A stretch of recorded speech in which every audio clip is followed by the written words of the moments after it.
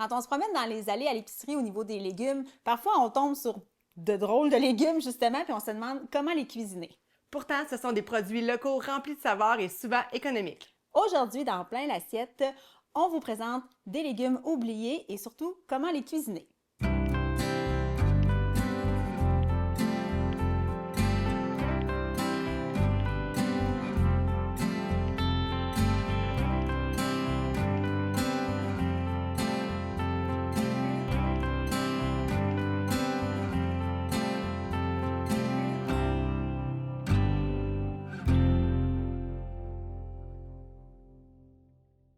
Bienvenue dans Plein l'assiette, l'émission qui te cuisine des solutions.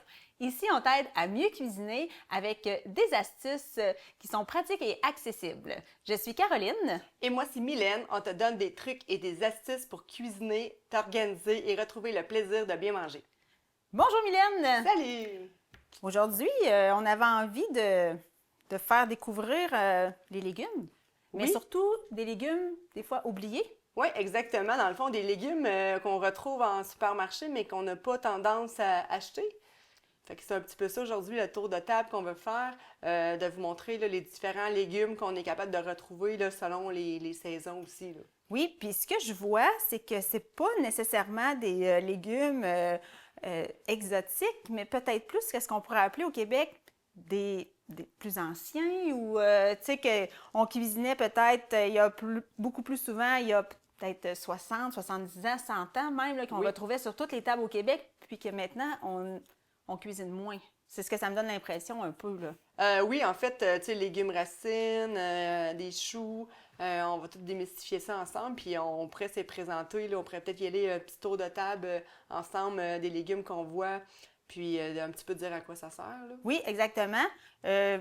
On va peut-être Ouais, vas-y, emmener... on va y aller en ordre. Oui, est-ce qu'on prend avec notre support visuel? Ah, tu peux aller chercher notre support. Parce Oui, qu'on qu'on on en pouvait a pas. beaucoup. Oui, il y en a beaucoup. On en a vraiment beaucoup. On ne pouvait pas toutes les prendre non plus. Il y en a qui ne sont pas nécessairement de saison et qu'on ne retrouve pas là, à tous les supermarchés. Oui, bon, dans le fond, ben justement, ce qu'on suggère d'essayer dans les légumes, si on y va avec ce qu'on a ici sur la fiche, puis celui-là, je pense qu'on l'a sur la table. Le navet, que moi, je connais beaucoup au niveau plus dans des ragoûts ou des potes Oui. au feu. On mélange ça souvent avec la carotte. Là, on voit souvent navet et carotte ensemble.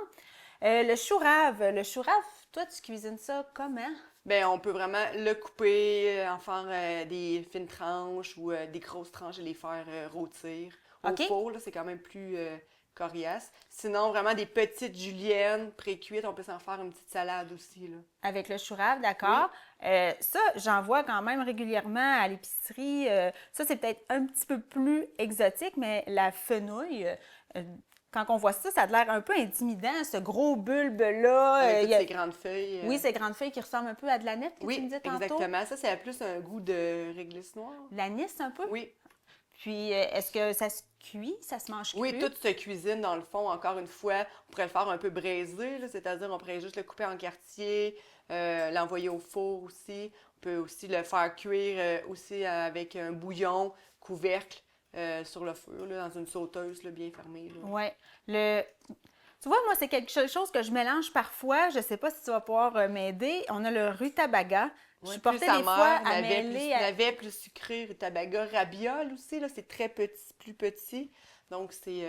Ils sont tous dans la même famille, Oui. mais ils ont peut-être des saveurs puis des formes Oui, différentes. un petit peu plus d'amertume. Il va être beaucoup plus gros, beaucoup plus petit. Les navets plus petits, les rutabagas peuvent être plus gros, le rabiole plus petit. Alors, ici, ce qu'on a sur le comptoir, tu nous as apporté Rutabaga. un rutabaga. Ouais. Tu peux peut-être le montrer avec la chair Oui. très crème. Puis c'est celui-là souvent qu'on peut voir aussi dans les potes au feu ou avec la carotte. Oui, exactement. C'est vraiment celui qui est plus gros, qu'on a l'habitude de voir dans les supermarchés. Celui qui est le plus courant, là. D'accord. Sinon, ce qu'on a aussi, tu as apporté de la patate sucrée. Patate sucrée. Ça, on en voit de plus en plus maintenant dans les restaurants et souvent ils nous offrent le choix entre la pomme de terre frite standard et pomme de terre sucrée. Fait que ça aussi, on là, les ça voit de commence plus en plus. La purée de pommes de terre aussi sucrée qu'on voit de plus souvent. Mais les petites fameuses frites, là, dans certains pubs ou microbrasseries, on la retrouve là, en choix. Là. Oui, puis tantôt, on vous montrera, on en a préparé pour dans le four, puis on assaisonnera les bâtonnets, là, juste pour vous montrer rapidement comment c'est simple cuisiner la patate douce. Sinon, dans les autres légumes racines qu'on appelle... Le panais, ici, oui, moi, le genre de carotte blanche avec un petit peu plus d'amertume. c'est l'amertume qui va faire la différence de la carotte au niveau de ça. Ben ça, on appelle ça un panais, là. Oui. Fait que dans le fond, c'est pas une carotte blanche parce qu'on peut avoir les carottes jaunes, carottes un peu plus pâles. C'est vraiment le panais qui est vraiment beaucoup plus amer. Encore là, on peut s'en servir de la même façon que les carottes, soit en bâtonnet. Ici, j'ai fait des petites rondelles qu'on a juste blanchies. C'est un bon légume d'accompagnement aussi. Sinon, une bonne crème de panais, c'est super bon pour acheter une poire aussi pour couper l'amertume. Donc, ça fait comme un potage qui se balance bien, là. C'est pas nécessairement un légume qu'on va venir mettre dans une assiette de crudité, mais qu'on va plus emmener en cuisson, justement. Oui, toujours. C'est toujours préférable là, de l'emmener comme ça, de cette façon-là. Puis quand on peut le casser, justement, avec un fruit, bien là, il passe mieux là, au niveau... justement, des fois, les gens qui aiment moins ce qui est amer. Là. Je vois à l'autre bout, dans l'assiette, on a 2 légumes verts. Qu'est-ce que tu as à nous présenter? Là, on a le bok choy, qu'on voit vraiment dans les sautés un petit peu plus asiatiques, peut-être plus côté un petit peu chinois, des choses comme ça. Juste le passer à l'eau, le faire revenir dans l'huile, le faire bien sauter. Il se mange très bien cru en salade, puis il va se manger cuit là, en légumes d'accompagnement. Puis toi, tu as peut-être une recette pour le chou de Savoie? Oui, bien ça, c'est vraiment un légume ancestral, là, le chou, puis c'est tellement abordable. Là, c'est pas, des fois, ça 1, 2 $, on a un gros chou, puis on peut faire beaucoup de choses. Moi, j'aime beaucoup ce type de chou-là. Il est comme tout nervuré. Je fais mes cigares au chou avec celui-là. Puis, parce qu'au niveau, en tout cas, de la feuille, je trouve qu'elle se travaille quand même bien pour faire les rouleaux. Toi, tu le cuisines comment, le chou? Ça va être vraiment, dans le fond, je le coupe très, très fin. C'est soit en salade de chou régulièrement ou soit en accompagnement, là, je le fais revenir. Là. Mais toujours de façon très, très petite. Je mange pas tant de cigares au chou, donc je le coupe très fin. Comme Pas ça. le gros morceau de feuille, Non. tu fais même mieux. Vraiment fine. ciselé, fine tranche. Là. Puis grillé dans la poêle. Grillé dans la poêle, revenu, dans le fond, avec le reste de mes légumes. Sinon, je vais juste le faire couper tellement fin, une petite vinaigrette crémeuse, 24 heures, puis après ça, il se mange très bien. Là. Avec ça. Puis ensuite, on a la betterave qui a été râpée là, ici. Mais sinon... Parce que la betterave, je sais pas toi, mais on dirait que les gens sont plus tendance à acheter les betteraves marinées. Oui. Tu sais, les gens ils associent betterave à OK, j'achète des betteraves marinées, mais c'est pas que ça, parce qu'on retrouve vraiment les betteraves entières. Là, on a des rouges, on peut retrouver des jaunes aussi. Et on peut en faire, dans le fond, du râpé. On peut se faire des quartiers de betteraves aussi. Puis ça fait des super de bonnes salades colorées là, pour le betterave râpé là, qu'on va faire tout à l'heure. J'ai l'impression que les gens se privent d'acheter ce type de légumes-là parce que justement, ils pensent qu'il y a une grosse préparation de pré-cuisson, bouillir, mariner et tout ça. Mais une betterave cuit vapeur en morceaux comme ça avec une vinaigrette, ça fait un très bon accompagnement. Là. On n'est pas obligé d'aller dans le marinage. Ce qu'on retrouve dans le temps des fêtes là, sur nos tables là, avec les pâtes à viande, on peut le préparer différemment. Mais de toute façon, la betterave râpée, tu l'as juste râpée, elle n'a aucune cuisson. Là. Mm-hmm. Fait que tu sais, des fois, ça demande, oui, c'est un petit peu plus salissant, on peut se mettre des gants, mais on le fait juste l'éplucher, la râper, puis elle se mange très bien crue. Fait que ça demande pas toute la préparation qu'on se dit des fois, ben là, je vais pas tout comme saler ma cuisine, faire bouillir, parce que souvent, c'est ça que les gens ils déplorent, parce que ça fait beaucoup de gâchis en cuisine, mais juste comme râper une betterave, ça demande juste un peu de mettre des gants si on ne veut pas se toucher. Oui, l'idéal, tantôt on le fait comme ça parce que veut pas le jus, c'est très, très pigmenté. Là. Puis justement, dans le cru, il y a plein de façons d'y préparer. Tantôt, tu as fait au niveau des bâtonnets comme la patate. Les tranches fines, autant en crudité que pour faire cuire en sauté, ça doit être préférable à ce type de légumes un peu plus durs, un peu plus minces. Oui, parce que là, on n'a pas emporté, mais tu sais, là, ce qu'on voit, c'est des radis. Ça, c'est souvent aussi des légumes qui sont oubliés. Là. Les radis, on n'a pas, à part quand on les met dans notre jardin puis on les mange juste pendant la période. Mais des radis, on en retrouve toute l'année à l'épicerie. Alors, c'est super facile de les prendre, les manger crus, faire des fines tranches. Ça l'accompagne super bien dans les salades aussi. Fait qu'il faut penser aussi économiquement, on le répète souvent, mais c'est la clé, c'est ainsi, d'aller chercher des légumes qui sont vraiment plus abordables et de voir comment on peut les transformer là, dans notre assiette. Oui, plus c'est ça, d'y aller avec ce qui est en spécial. Puis, tu sais, on sait que la pomme de terre, tous les légumes racines, le chou, au Québec, les producteurs sont équipés pour conserver très longtemps.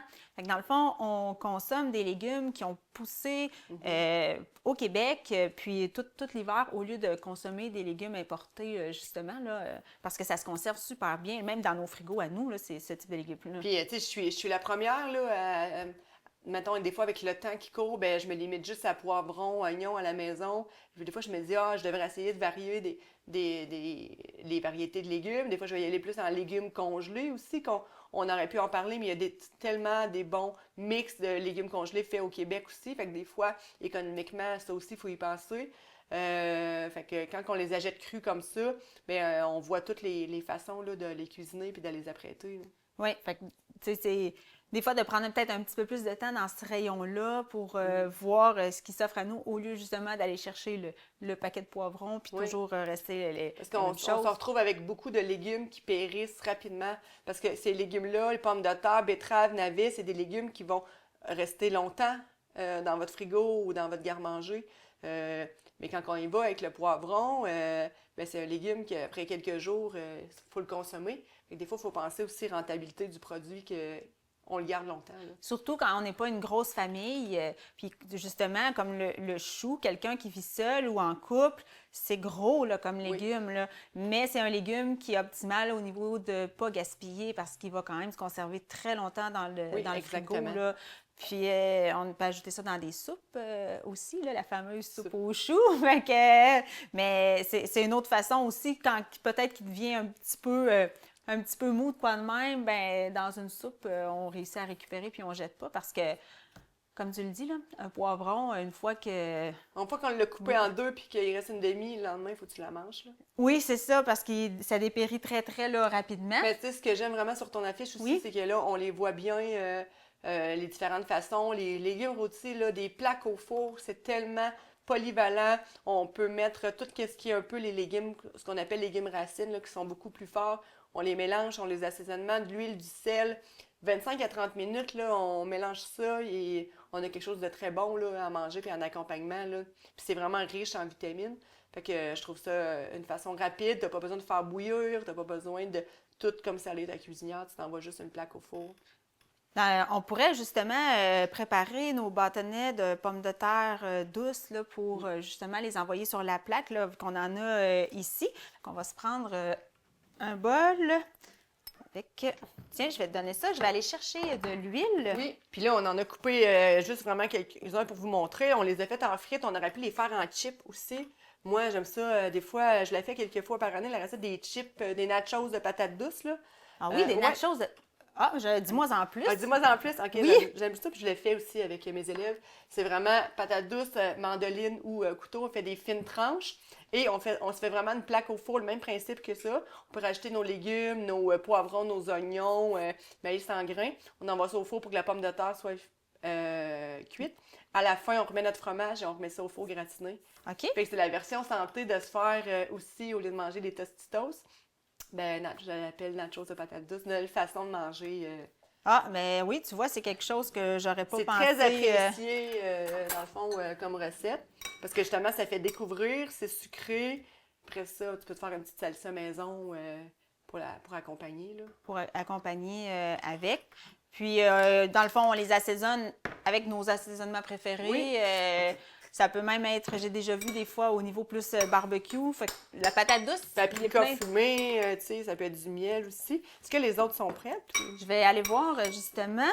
Puis c'est vraiment important de bien les enrober. Dans le fond, c'est ça qui va aller faire le croustillant au four. Ça peut être aussi en fryer aussi. Il y a vraiment plein de façons là, des faire. On a fait une petite quantité. On aurait pu faire aussi légumes racines. J'aurais pu mettre des carottes, des panais. C'est tous des légumes qui demandent le même type de cuisson aussi. Puis, en fait, on aurait pu les envoyer tout mêlés. Fait que ça aussi, légumes racines, même taille au four. on a autre chose. Oui, bien, regarde, c'est quoi, on a eu à peu près 20 minutes, Ouais, 25 minutes. dans le four. Fait qu'on a là une petite frite ici qui est prête à manger avec notre steak ou notre viande ou juste comme ça aussi avec une bonne mayo. Là. Oui, une bonne mayo épicée là, qu'on peut se faire. Tu sais, on a déjà parlé de ça, les maillots maison. Puis Oui, ensuite, sinon, une maillot commerciale. Puis on se rajoute des petites choses dessus. oui, on va tasser ça ici. Si tu peux peut-être me sortir un autre linge Ouais, parce pour que pas la que tu plaque brûles, là. est très chaude. Je vais mettre ça juste, Ici, juste pour pas qu'on se ici. brûle. Et voilà. Parfait. Ensuite, ben là, on avait, c'est ça, ce qui était, il y a plein d'autres façons de les cuisiner, sauter, poêle, purée, mélange. Fait que, Oui, parce qu'on va se faire une petite salade sautée, là, genre juste mélangée là, aussi. C'est vraiment simple, puis ça demande vraiment un peu de cuisson. Là. d'accord. Fait que, est-ce qu'on est rendu, ah non, je crois que, ben on a nos techniques, mais tu voulais nous parler justement des légumes à mélanger ensemble. Ceux qui ont un bon Oui, mais c'est mix. ça, dans le fond, je vais juste refaire un petit peu de pouce sur qu'est-ce que je disais pendant que tu allais au four. Oui, Tu sais, on peut se faire aussi, dans le fond, plaque de légumes racines. Oui. Fait que les légumes racines, les carottes, les panais, les pommes de terre douces, ça pourrait être aussi des pommes de terre régulières qu'on pourrait se faire des frites et on pourrait les envoyer au four. L'important, c'est d'avoir des légumes qui vont avoir le même temps de cuisson. d'accord. Parce que sinon, si je m'en vais mettre tous des légumes, là, je rajoute un poivron, j'ai laisse 30 minutes, mon poivron, il va être brûlé. Donc, c'est important d'avoir vraiment des légumes qui mixent quand on fait la cuisson. Même chose que si on voudrait se faire, par exemple, un potage, on va y aller encore avec des légumes là, qui demandent environ le même temps de cuisson, surtout si on veut s'en faire un potage qui est au niveau de la soupe avec des morceaux. Là. Oui, bien, on vous invite au niveau des temps de cuisson, vous pouvez vous rendre sur notre site web. On a un outil, l'assistant de cuisson. Vous pouvez mettre vos aliments, puis vous voyez les temps dépendant comment vous les cuisinez. Fait que si vous avez vos 2-3 légumes, les rentrez dans notre banque de recherche. Puis il y a plein d'astuces et de temps, dépendant de ce que vous voulez faire, si c'est de la purée ou en frites comme ça. Fait qu'on vous invite à aller voir l'outil qui sert justement à ça, là. C'est la même chose au niveau, c'est ça, d'éviter le gaspillage, d'utiliser les produits aussi, puis d'essayer différentes façons aussi de les cuire. Là. On parle beaucoup du four, mais c'est ça, ça peut être aussi sur le barbecue. Là. Il y a des légumes, les patates, ça se cuit bien aussi sur le barbecue, ça peut se faire en papillote aussi. C'est des différentes façons là, des assaisonner. Là, puis les faire cuire. Tantôt, tu l'as dit avec le panais et la poire, mais justement, les pommes se mélangent bien, Oui. tu sais, autant avec les carottes, ce type de fruits-là, on peut faire des mix aussi. Oui, Là. exactement. Tu sais, il faut s'amuser aussi, puis il faut s'assurer de toujours doser. Puis c'est bien de rajouter un fruit là, dans la cuisson, là, justement, quand on parle de quelque chose qui est comme le navet, le panais, qui a un petit peu d'amertume ou la fenouil, on va aller doser là, avec quelque chose de sucré pour vraiment avoir quelque chose de bien en bouche. Là. Est-ce qu'on cuisine maintenant? Oui, on cuisine maintenant peut-être le fenouil pour commencer. Le bok choy. Le bok choy, puisqu'on Oui. vient de parler du fenouil. Oui. Donc, le bok choy, ce que je vais faire, c'est que je vais te le couper, te l'apprêter. On va pouvoir le faire revenir un peu avec de l'huile. Donc, si tu veux faire chauffer ta poêle pendant que je viens le couper, je vais juste couper légèrement le petit bout ici pour quand même le garder. Et je vais le couper en quartier. Tu vas pouvoir le faire revenir. C'est souvent utilisé dans les cuisines asiatiques. Je vais nous retirer ça ici. On va me parler de technique. Oui, c'est ça, dans les sautés asiatiques, Oui. on va les voir. Il y en a d'autres, ils ont différents types de choux, hein, comme ça, au niveau asiatique. Les bok choy, des fois, il y en a qui sont tout petits. Oui, oui, il y en a aussi. des plus petits, des plus gros. Là, je te les ai laissés quand même encore avec le petit bout pour que ça se tienne bien. Oui, Donc, de l'huile, après ça, sel, poivre, puis on peut y aller comme ça aussi, là, sans problème. Fait que tu vas pouvoir faire revenir ça. Ça va être bon aussi pour accompagner un steak. Tu sais, c'est une belle façon aussi de l'accompagner. On peut se faire un genre de pan de taille, des nouilles aux œufs, du poulet, et on le rajoute simplement à la fin avec des fèves germées aussi. C'est quelque chose qu'on aurait pu emporter aujourd'hui. Oui. Les fèves germées, c'est quelque chose qu'on n'a pas tendance à acheter parce qu'on dirait qu'on fait juste comme un sauté de fèves. oui, puis ben, on est porté, justement, tu as parlé de steak à accompagner souvent notre légume. Brocoli, asperges, Oui. tu sais, dans nos légumes verts, mais ça, c'est un autre type de légumes verts avec plein de vitamines aussi, là, qui Oui, peut puis c'est des changer. légumes qui sont peu coûteux, des légumes qu'on retrouve. Puis, tu sais, on vous le dit, là, on essaie de vous faire découvrir des légumes un peu oubliés pour les ramener. Fait que ta poêle est partie, je t'invite Oui, à faire Je ça. vais voir ici. J'ai mis un peu d'huile d'olive pour OK. pouvoir. Tu mis de l'huile faire d'olive? Oui, OK. un tout Mais petit peu. mets-les pas trop fort. Non, là. non, c'est ça. Non, non, faut pas trop la chauffer. Donner un petit goût. Tiens, ça ici. Puis de les faire revenir, puis c'est pas très, très long, là. C'est quelques Non. minutes, dans le fond, pour les revenir. Peut-être pas toutes les mettre, là. On va en mettre quelques-uns, on les fait sauter, puis après ça, ça va être de les manger sur le champ, parce que c'est quelque chose qui va quand même ramollir, là. À le faire réchauffer le lendemain, il va être quand même très petit, là. C'est mieux De les manger sur le champ. Oui, tout de suite. Oui. Et pas nécessairement meilleur. C'est pas nécessairement meilleur le lendemain dans ce type-là. Ça se mange bien le lendemain, là. C'est juste que c'est vraiment un légume que c'est préférable de manger tout de suite. Comme les frites, ben c'est bon quand on les mange maintenant. Le lendemain, des frites réchauffées, c'est un petit peu plus fade.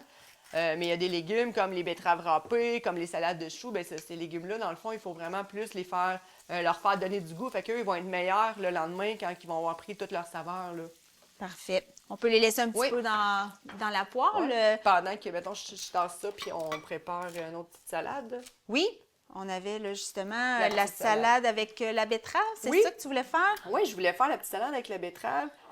Ici, en fait, parce que je me dis, c'est quelque chose que je voulais vous montrer la facilité d'utiliser les aliments crus. Donc, la betterave, on l'a dit, il n'y a aucun temps de cuisson. Là, tu l'as juste épluché, tu l'as râpé. Oui. Et je vais en faire une salade d'accompagnement et non une salade repas. Fait que dans le fond, ça serait encore là pour accompagner une poitrine de poulet, accompagner un steak, filet de porc. Et on va aller chercher nos grains entiers, on va aller chercher nos légumes, puis un petit peu de croquant. Et on va compléter avec notre viande. Fait qu'on vient diversifier encore là l'accompagnement en utilisant ce type de légumes-là que seulement d'y aller avec la pomme de terre en purée qu'on va être porté à faire. Je vais tâcher un petit peu de noix parce pour qu'ils mettre sont dedans. quand même assez grosses. Oui. Et là, je vais mettre beaucoup de couleurs de betterave, dans le fond, dans notre quinoa.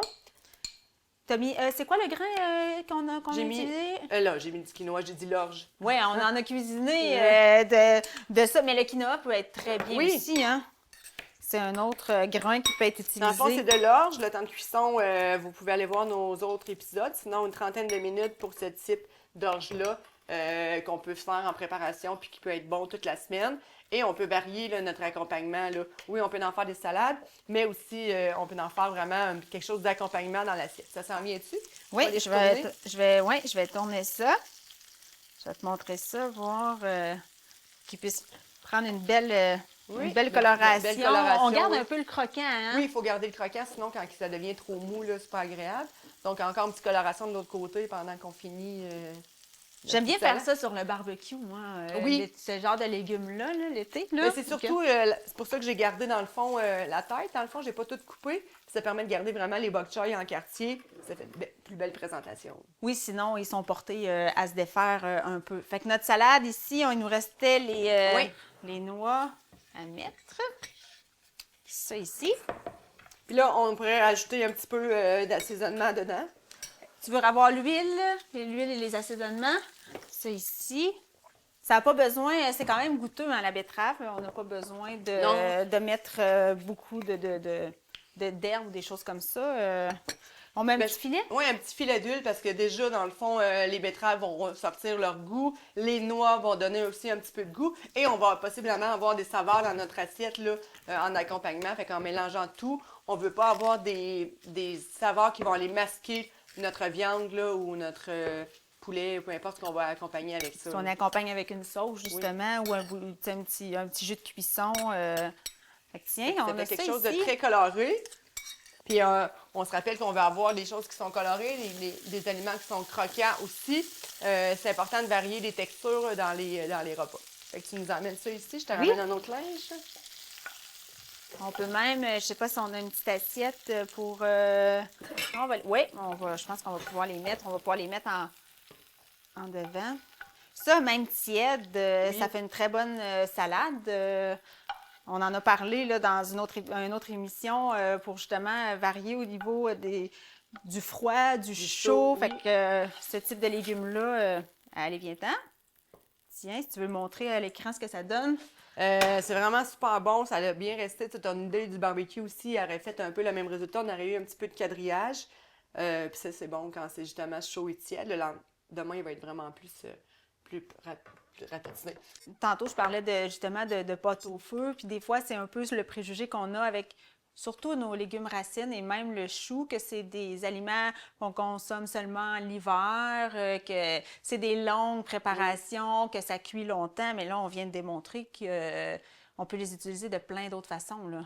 Oui, puis plein de techniques de cuisson qui font qu'on sauve du temps. Pas besoin de salir toute notre cuisine là, pour pouvoir faire cuire ces légumes-là parce que c'est ça qui nous freine souvent le temps et tout ce que l'encombrement que ça fait, là, surtout au niveau des betteraves. Là. Oui, ben puis même moi, parfois quand je les cuis, on appelle ça un peu sous pression, là, avec Oui. un autocuiseur, je garde même la pleure parce Oui, que puis après ça, il s'épluche bien. oui, ça s'épluche super bien, là. On remet encore des gants parce que justement, ça laisse quand même beaucoup de couleur, mais ça évite, c'est quand même pas évident, là, éplucher quand on tombe avec un plus petit format comme ça. Fait que c'est des astuces qui permettent de l'intégrer plus souvent dans l'alimentation parce que peut-être que je me découragerais en disant, oh non, tu sais, c'est long, puis Ben, c'est long à éplucher, oui, c'est ça. Puis, mais c'est tellement nutritif, là. Oui, parce qu'autant les jaunes qu'autant les rouges sont super bonnes. Là. Des fois, dans les restaurants, on va retrouver vraiment des betteraves jaunes en fines Oui. tranches qui ont été marinées. C'est succulent. Fait que c'est quelque chose qu'on peut rajouter là aussi en cru. Oui, c'est ça, Oui. exact. Mais je pense que la betterave, c'est vraiment ça le truc, là. Oui. Faut qu'elle soit très fin ou sinon une pré-cuisson un petit peu, là, parce que croquer comme ça... Non, c'est pas une pomme. Non, non, non, c'est pas... ça laisse des traces. On peut peut-être faire justement quelques mythes Oui. par rapport à ce type de légumes-là oubliés. C'est des légumes qui goûtent fort. Les enfants aiment pas ça. Ben, je vais dire oui ou non. OK, en fait, si, mettons, on donne à des enfants des panais comme ça, les enfants vont dire, ah oui, c'est plus amer. Mais si on le mixe comme dans un potage ou dans une crème avec des poires, ben, les enfants vont les manger. Fait que le navet, c'est très sucré, les enfants vont aimer ça, les patates douces aussi. Fait que quand on y va avec, justement, le navet, le bok choy, ben, peut-être y aller avec des assaisonnements un petit peu plus sucrés pour que nos enfants les consomment. Plus, ouais, souvent quand on essaie aussi de Ouais. leur faire manger les fameux brocolis ou choux de Bruxelles Ouais, ou des choses exactement. comme ça, des fois c'est les assaisonnements qui viennent un petit peu tricher, mais pour en faire régulièrement de la purée de pommes de terre douce, ça passe super bien, Oui. là, ça avec la viande au lieu de la patate pilée On peut la standard. mixer, patates douces, carottes aussi. Là. Oui, j'en ai un petit peu parlé tantôt, mais ce qui peut être un frein, c'est que c'est compliqué à éplucher ou à préparer ces aliments-là. Ben non, je pense que dans le fond, oui, on a besoin de les éplucher. C'est sûr que ça demande d'avoir des bons couteaux là, pour les légumes qui sont beaucoup plus gros. Sinon, mettre des gants pour les betteraves. Puis on peut toutes les préparer là, tout ensemble. On gagne du temps, puis on s'installe juste une fois dans la semaine pour couper les légumes. On n'en a pas sur notre table, mais on a parlé un petit peu tantôt sur notre affiche de la fenouil que, bref, il n'y a pas grand-chose à faire avec ça. Mais non, parce qu'on peut l'incorporer justement avec plein de sortes de viandes. Toutes les viandes, on peut l'incorporer. On peut faire des bons braisés, rajouter justement tous les autres légumes, se faire un gros pot au feu avec ça. Sinon, ça peut accompagner bien le poisson aussi. Oui. Justement, son feuillage, aussi, on peut s'en servir pour faire vinaigrette crémeuse, trempette, marinade aussi. Là. Bref, on vous propose d'essayer. C'est ce qu'il faut retenir de l'émission. Essayez, osez, revenez à ces légumes qu'on appelle un peu ancestraux que nos grands-parents, arrière-grands-parents cuisinaient presque à tous les jours. Puis vous allez voir sur la facture d'épicerie, ça a quand même une belle incidence. Puis vous mettez plus de légumes dans votre assiette à chaque journée. On vous invite à rejoindre la communauté de Plein l'Assiette sur Facebook, YouTube, notre chaîne. Il y a d'autres astuces, d'autres capsules qui sont mises. Alors abonnez-vous pour justement rien manquer là, quand on met des nouvelles astuces en ligne. Alors, on se dit à bientôt dans Plein l'assiette.